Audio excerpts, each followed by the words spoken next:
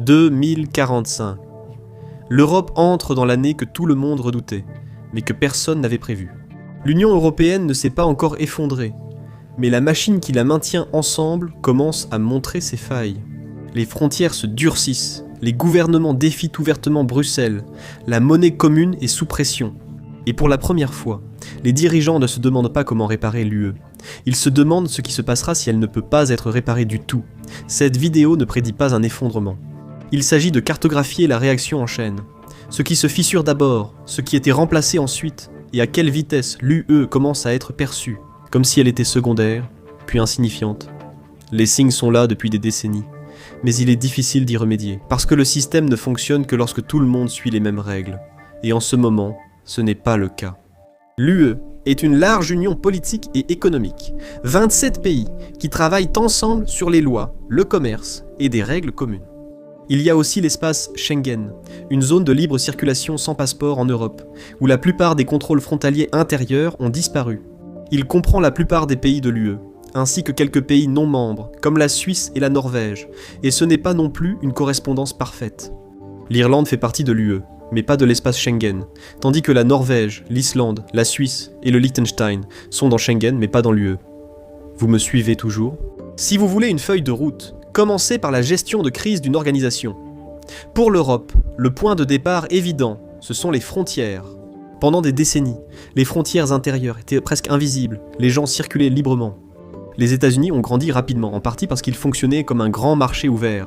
Mais l'Europe n'est pas les États-Unis, ce qui pose problème. C'est là que l'espace Schengen intervient. Cela a commencé modestement, en 1985, avec seulement 5 pays. La France, l'Allemagne, la Belgique, le Luxembourg et les Pays-Bas. Devenu loi de l'Union européenne en 1999, cela a aidé à faire de l'Europe un espace commun favorisant la libre circulation des professionnels et la stabilité pour les investisseurs. Cependant, la Grande-Bretagne et l'Irlande ont choisi de ne pas participer, ce qui n'était pas un hasard. Les troubles en Irlande du Nord continuaient. L'accord du Vendredi Saint, l'accord de paix qui a mis fin à des décennies de conflits, n'avait qu'un an. Personne ne savait s'il allait durer. À l'époque, la libre circulation était très risquée pour la sécurité, mais cela ne préoccupait pas le reste de l'Europe. Jusqu'à ce que cela change, en 2015, la frontière sud de l'Europe n'a pas seulement connu une hausse, elle a été submergée. Les bateaux arrivaient en sans arrêt, les centres d'accueil étaient pleins, la paperasse ne voulait plus rien dire. Et le long des routes quittant la Grèce et les Balkans, des familles ont commencé à se déplacer vers le nord en longues files désespérées, à pied, en bus, avec tout ce qu'elles pouvaient porter. Beaucoup fuyaient la Syrie, d'autres venaient d'Irak, d'Érythrée, de Somalie. Des histoires différentes, mais avec le même objectif, ne pas rester coincés à la frontière de l'Europe. Sur le papier, les règles Dublin III de l'UE disaient que les demandeurs d'asile devaient rester dans le premier pays où ils faisaient leur demande, mais il y avait une faille. Les pays du Sud subissaient la pression, tandis que les migrants continuaient leur route, visant l'Allemagne, la Suède et au-delà. Puis, une nuit à Paris a tout changé. Le 13 novembre, des attaques terroristes coordonnées ont tué 130 personnes, des centaines d'autres ont été blessés. Les responsables français ont confirmé qu'au moins certains des assaillants avaient profité de la crise migratoire pour passer inaperçus. Soudainement, ce n'était plus seulement une crise humanitaire, c'était une crise de sécurité. Et au moment où la confiance de l'Europe dans son propre système a commencé à se fissurer, alors qu'a fait la France ? Elle a déclaré l'état d'urgence. Les contrôles aux frontières ont été rétablis. Ils devaient être temporaires, mais le temporaire est devenu la nouvelle norme. Les règles européennes ont commencé à se heurter à la politique nationale, et les pays ont commencé à prendre leurs propres décisions. La Grande-Bretagne, détachée de l'Europe continentale, observait la situation. Et moins d'un an plus tard, le Royaume-Uni a voté pour quitter l'Union européenne. Et ce n'était que le premier vote d'un changement politique plus large qui allait frapper le continent. Mais la pression aux frontières modifie non seulement la politique, mais aussi qui est élu. Une autre guerre qui éclate au Moyen-Orient ou en Afrique, un nouvel afflux de réfugiés non européens, une attaque terroriste de grande ampleur, ou une série de plus petites, augmente la méfiance du public. Tout cela a un impact. La réaction naturelle est d'exiger des mesures décisives. Et les institutions de l'UE ne sont pas conçues pour agir rapidement sous pression. Des eurosceptiques plus radicaux accèdent au pouvoir, en profitant des questions d'immigration et de sécurité. Même les partis traditionnels suivent le mouvement, comme le gouvernement suédois. Là-bas, La population était de plus en plus lassée de la politique d'immigration ouverte. Mais aujourd'hui, les démocrates de Suède font partie de la coalition gouvernementale à Stockholm, ce qui était impensable en 2015. Ils pourraient influencer fortement l'avenir de l'Europe. Ainsi, quand des politiciens disent prochainement vouloir quitter l'espace Schengen ou l'euro, ce n'est pas juste de la rhétorique. Pour comprendre pourquoi l'UE a du mal à réagir, il faut comprendre comment elle est construite.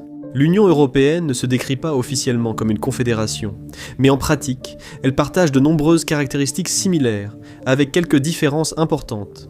En gros, les dirigeants européens ont décidé qu'ils voulaient être comme des États-Unis d'Europe, mais ils ont créé une organisation qui ressemble davantage aux États-Unis sous les articles de la Confédération.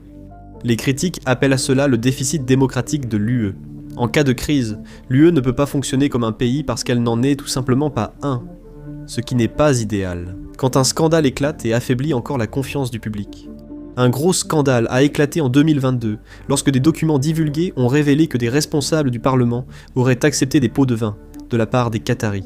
L'enquête a aussi soulevé de plus larges inquiétudes concernant les manœuvres d'influence étrangères. Mais ce n'est pas le seul problème qui freine l'UE. L'euro a apporté des avantages évidents, mais pas de manière égale à travers l'Europe. Il a vu le jour le 1er janvier 1999, et seulement 3 ans plus tard, c'était la monnaie légale officielle pour tous les membres de la zone euro. Mais la Grande-Bretagne est restée à l'écart. Remplacer la livre aurait aussi remplacé le visage de la reine Elisabeth II. Mais au-delà de la fierté, le problème était plus profond. Regardez les graphiques. L'Allemagne a effectivement bénéficié d'une augmentation assez importante de son PIB. Regardez simplement cette courbe par rapport à celle-ci. En 1999, le PIB réel par habitant de l'Allemagne était d'environ 26 700 $. En 2024, il était juste en dessous de 56 000. L'Italie, l'Espagne, la Grèce, elles, n'ont pas connu ce genre de progression. Mais voici la partie intéressante. L'euro ne reflète pas la santé de l'Allemagne, mais celle de la zone euro dans son ensemble. L'économie allemande est généralement plus saine que celle de la zone euro. Cela signifie que les produits allemands, fixés en euros, sont moins chers qu'ils ne le seraient s'ils étaient encore en ancien Deutschmark. Une monnaie artificiellement faible stimule la demande étrangère pour les produits allemands, ce qui génère un excédent commercial pour l'Allemagne. La croissance de la productivité allemande renforce sa compétitivité nationale. Il n'y a aucun risque de choc de taux de change pour le commerce dans la zone euro, car il n'y a pas de monnaie à échanger. C'est simple, mais les autres pays n'ont pas cet avantage. Au début des années 2010, les soi-disant PIGS, c'est-à-dire le Portugal, l'Italie, l'Irlande, la Grèce et l'Espagne, sont devenus le visage de la crise de la dette de la zone euro. Le problème était assez simple. La zone euro avait une monnaie commune, mais pas de système financier commun. Il y avait une seule politique monétaire, mais pas de bilan partagé. Il s'agissait toujours d'économies nationales distinctes, avec des notations de crédit différentes, simplement enfermées dans la même monnaie. Durant les années prospères, l'emprunt était bon marché, et les gouvernements en ont profité. Puis la crise du crédit a frappé, les prêts ont été rappelés, et on s'attendait à ce que les économies les plus faibles remboursent rapidement, mais sans les outils qu'elles avaient auparavant, comme la possibilité d'ajuster leur propre politique monétaire pour absorber le choc. Maintenant, elles ne le pouvaient plus. Elles étaient liées au même système bancaire central. L'Allemagne et la France ont soutenu les plans de sauvetage, mais ont exigé l'austérité en échange. Ils ne voulaient pas que l'inflation affaiblisse la monnaie. Et cela a mis en évidence la fracture nord-sud de manière brutale. Cela a alimenté un ressentiment qui n'a toujours pas disparu. L'Allemagne a plus bénéficié du système, alors que d'autres ont payé plus cher en période de récession. Les résultats sont clairs. Pour placer votre argent, il est plus logique de le faire aux États-Unis.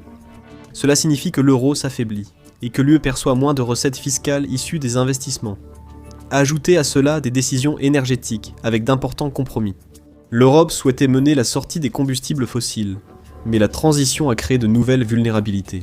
L'Allemagne a fermé ses centrales nucléaires, remplacées par le gaz russe jusqu'à la guerre en Ukraine qui a tout bouleversé. Les prix de l'électricité ont grimpé en flèche, et l'Allemagne, le moteur de l'Europe, a été la plus touchée. Les coûts élevés de l'énergie ont ralenti les usines et poussé les emplois ailleurs. L'économie allemande s'est contractée en 2023 et 2024. À ce stade, l'Union européenne n'échoue pas à cause d'une seule crise, mais parce que chaque problème s'ajoute au suivant. Les chocs énergétiques affaiblissent l'industrie. Une économie affaiblie entraîne moins d'investissements, ce qui accentue le retard de l'Europe dans la course. Elle ne peut pas se permettre de perdre la technologie. Parmi les 50 plus grandes entreprises technologiques mondiales rares sont européennes. Les États-Unis continuent de créer des géants valant des milliers de milliards, tels qu'Apple, Microsoft, Amazon et Google. Alors, Bruxelles se tourne vers un autre type de solution. L'euro numérique. Les partisans le présentent comme une question de commodité. Les critiques y voient autre chose. Un système qui pourrait étendre la surveillance financière. Un portefeuille numérique lié à votre identité, où les transactions pourraient être suivies de plus près, selon la façon dont il est conçu. Des initiatives comme l'Union de l'épargne et de l'investissement visent à diriger l'épargne privée vers l'investissement. Mais des critiques soulignent que cela pourrait faire peser le risque sur les épargnants. Parce que maintenant, l'euroscepticisme ne semble plus théorique, il ressemble à un signal d'alarme. Puis, une nouvelle crise financière ou une attaque terroriste frappe l'Europe, et des partis plus populistes et eurosceptiques accèdent au pouvoir. L'Allemagne a de peu empêché l'alternative pour l'Allemagne d'accéder au pouvoir en 2025. Mais la tendance est nette, et la prochaine élection pourrait créer un choc plus important. Les nouveaux venus sont au gouvernement, ou assez puissants pour imposer leur vision aux partis traditionnels. Et l'Union européenne réagit comme elle le fait habituellement, non pas avec une élection ou une grande réforme, mais avec une autre conférence. Pendant ce temps, la situation empire. Alors, l'un des pays décide simplement d'ignorer les bureaucrates de Bruxelles et de résoudre ses propres problèmes. Peut-être qu'il s'inspire de la Pologne et se retire des règlements de Dublin. C'est un moment important.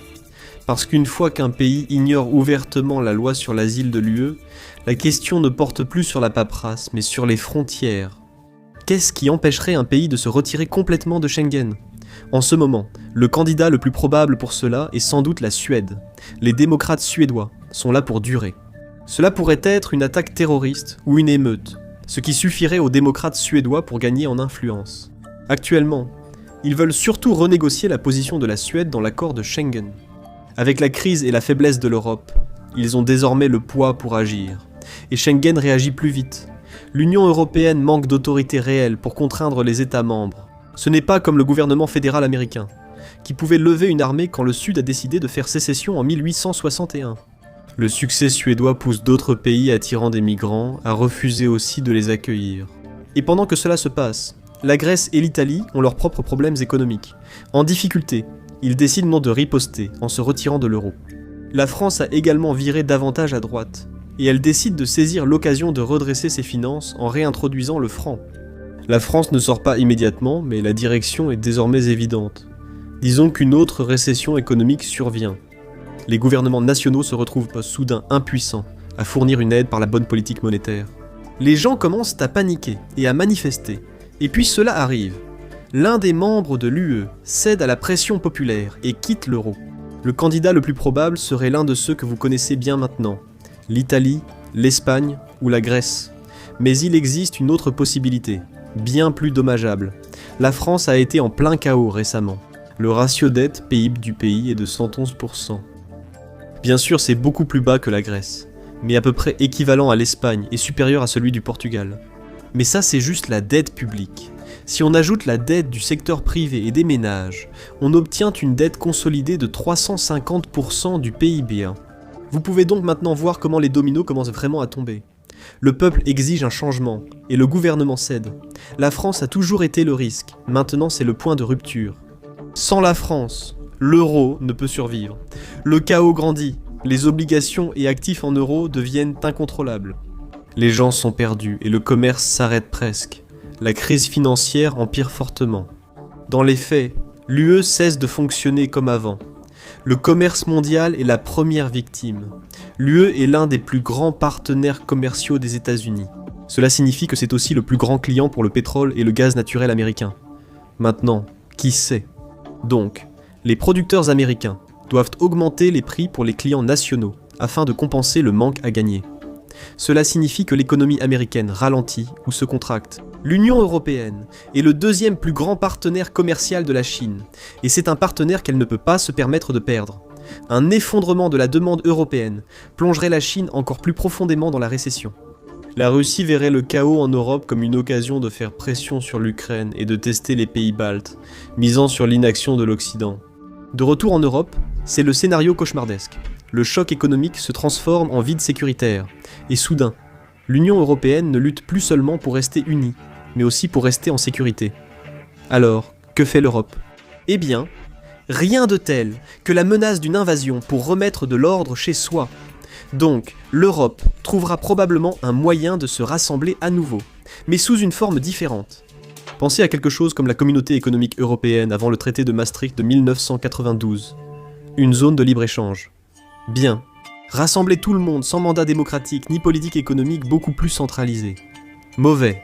C'est une leçon difficile. L'Union européenne voulait devenir les États-Unis d'Europe, mais quelque chose a été négligé. Les États-Unis d'Amérique étaient à nouveau sur la scène mondiale, fondés dans un nouveau monde par des personnes qui parlaient la même langue et partageaient des traditions et des expériences communes. Et même créer cela a été un énorme casse-tête. Rassembler des pays avec des milliers d'années de traditions, de cultures et de langues différentes, et d'une difficulté bien plus grande. Ceci n'est encore qu'une hypothèse.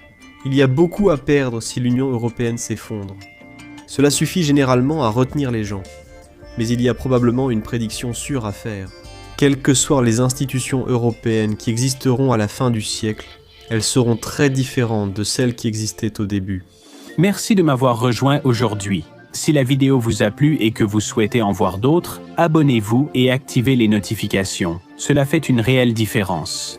Merci encore et je vous retrouve la prochaine fois sur MapPack.